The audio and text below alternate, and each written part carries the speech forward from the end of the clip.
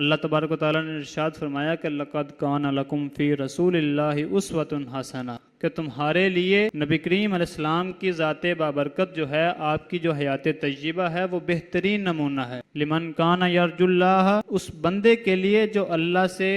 ملاقات کی امید رکھتا ہے، یعنی جو قیامت پر ایمان رکھتا ہے اور اس کو یہ پتہ ہے کہ میرا سامنا محشر کے دن اپنے رب سے ہوگا، تو اس کو چاہیے کہ وہ دنیا اور آخرت میں کامیابی کے لیے آپ علیہ السلام کی حیات طیبہ کو اپنے لیے نمونہ بنائے۔ آپ علیہ السلام نے اپنی عائلی زندگی، اپنی معاشرتی زندگی اور آپ کے جو حسن و اخلاق ہیں، جو رہن سہن ہے، جو اپنے اصحاب کے ساتھ اور دشمنوں کے ساتھ جو آپ کے طور طریقے تھے، اس کو بندہ اپنائے، اپنی زندگی کے اندر شامل کرے، تو پھر وہ بندہ دنیا اور آخرت میں سرخرو ہو جائے گا۔ تو آپ علیہ السلام کی جو آمد ہے،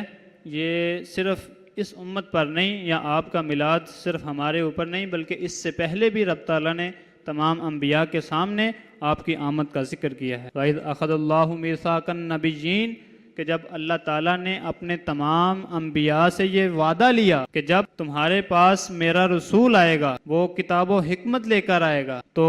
کیا تم اس کی تصدیق کرو گے؟ تو تمام انبیاء نے اس وقت اقرار کیا کہ بالکل ہم اس نبی پر ایمان لے کر آئیں گے، ہماری قوم بھی ان پر ایمان لے کر آئے گی۔ تو پھر رب تعالیٰ نے تمام انبیاء کو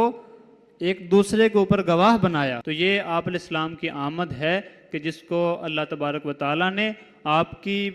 بعثت سے پہلے ہی تمام انبیاء کے درمیان اس کا ذکر کیا اور تمام انبیاء سے اس کا وعدہ بھی لی۔ آپ علیہ السلام کی آمد کا تذکرہ، آپ کی ولادت، یہ رب تعالیٰ نے بھی اپنے انبیاء کے درمیان کی ہے، اور آپ